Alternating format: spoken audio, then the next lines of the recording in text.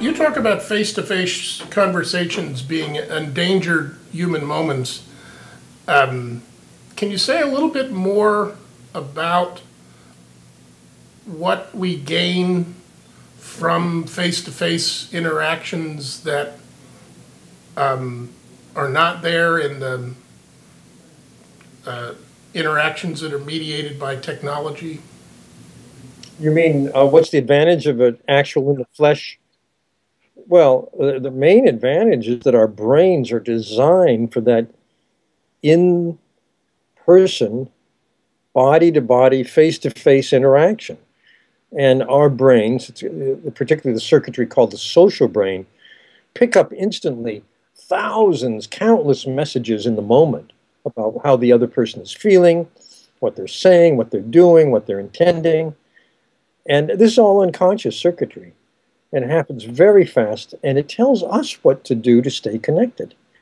And the further remove we get from that rich face-to-face meshing, this kind of, rapport that you can have face-to-face, the further we get from it, the more signal we lose. And so the more off the interaction can be.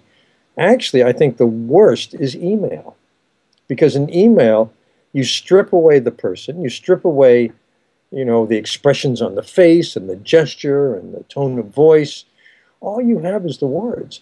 And the words just don't carry emotion well. There's studies that show a negativity bias to email. If you ask a sender, that email you just sent, was it positive? And they say yes. Then you ask the receiver, was it positive? They'll say it was pretty neutral. If the sender says it was neutral, the receiver tends to say it was a little negative. In other words, we need the richness of emotional signals to put context and meaning and nuance to what it is we're saying. So you seem to be saying that if you had to rank things, the email rates as more dangerous than a phone call. Would you say that's accurate? Yeah, I would say it goes like this. So email is the least information for the social brain. A phone call at least gives you voice, which is very rich. Skyping, where you get the face and facial signals, is next.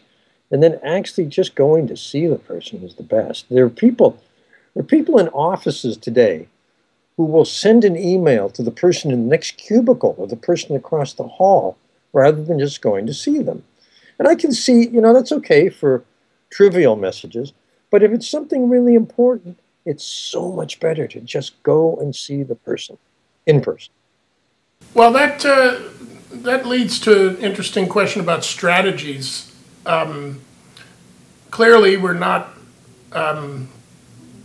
anytime soon going to eliminate phones from our lives and the smartphones and everything they can do to take us into another world and to communicate with people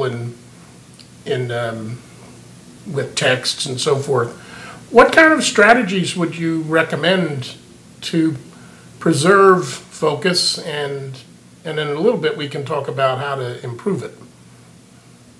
Well, I think that the main thing is to prioritize and value things appropriately. So Facebook, social media, phones expand our universe. They expand our spectrum of attention. That we can find out about more things than ever now. It's a very rich informational world. So that's great. But then when it comes to our personal connections, let's not get confused. And within personal connections, what's a really meaningful and important communication and what's rather routine? So I would say the more important the relationship and the more important the communication, the closer to face the interaction should be. So you're also seem to be implying there that we seem to spread ourselves thinly now across a larger and larger number of interactions.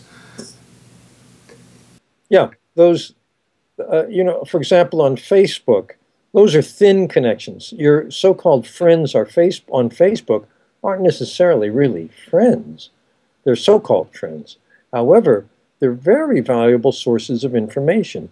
They expand what you can know. So you may find out about, for example, a job opening or someone you might date from someone who's a friend, a Facebook type friend, who you wouldn't ordinarily spend time with, but is important to have in your universe of connection because it expands what you can know about.